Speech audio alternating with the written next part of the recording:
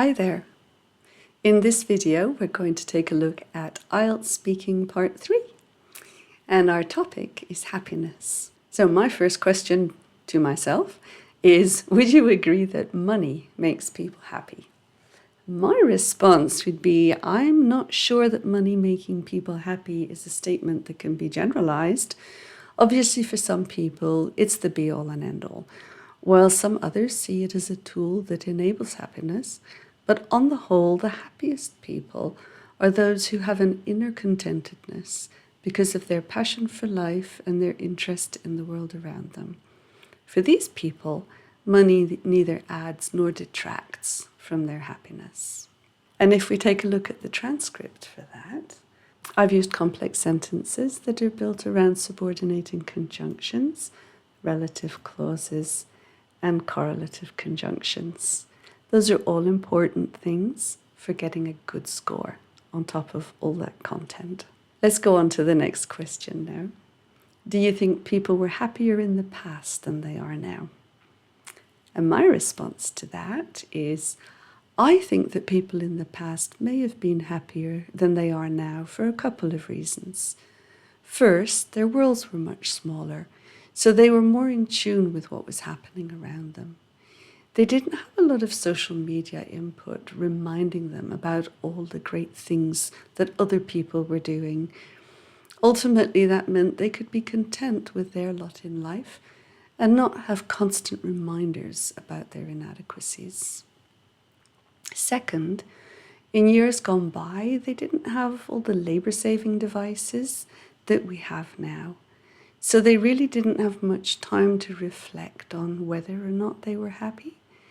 Obviously, you have a lot less time to feel dissatisfied and unhappy when the week's laundry has to be washed by hand than when you push a button on a machine and sit down with a coffee to wait for it. So yes, I think people in the past were happier. So if we take a look at the transcript for that response, you can see that it's really very structured. I start off with my introduction, and I follow that with my first main idea, and then my second main idea, and finally my conclusion. It's a lot easier for the examiner to make sense of what you're saying if you structure it, so it really helps with your points. In this next response, the question is, do you think most people are happiest when they are with family? And my response is, that's a bit of a loaded question because I really think that depends on the family and its level of stability at any given time. For example, we're always hearing about abusive relationships, so they must be pretty prevalent. I can't imagine that anyone in a family where that's going on wouldn't be happier just about anywhere else.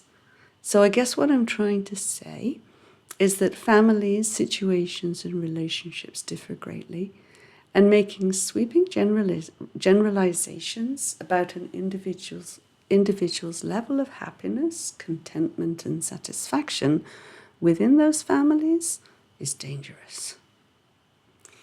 So if we look at a transcript of that response, the focus here is on my language efficiency.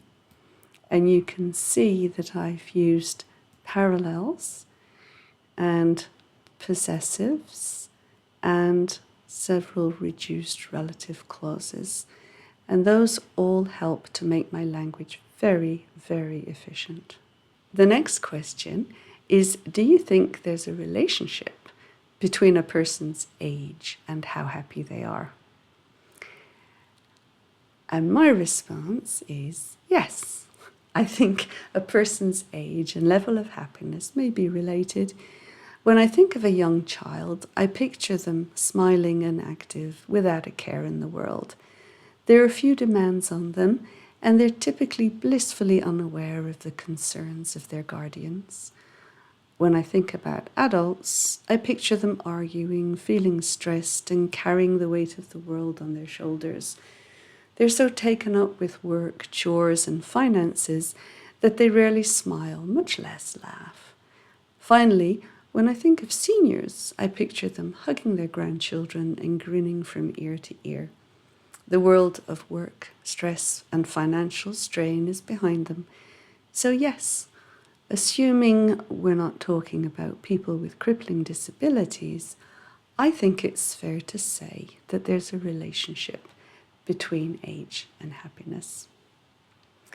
And if we look at a transcript of that response, we'll focus on tense accuracy, and you can see that I've used that simple present right the way through.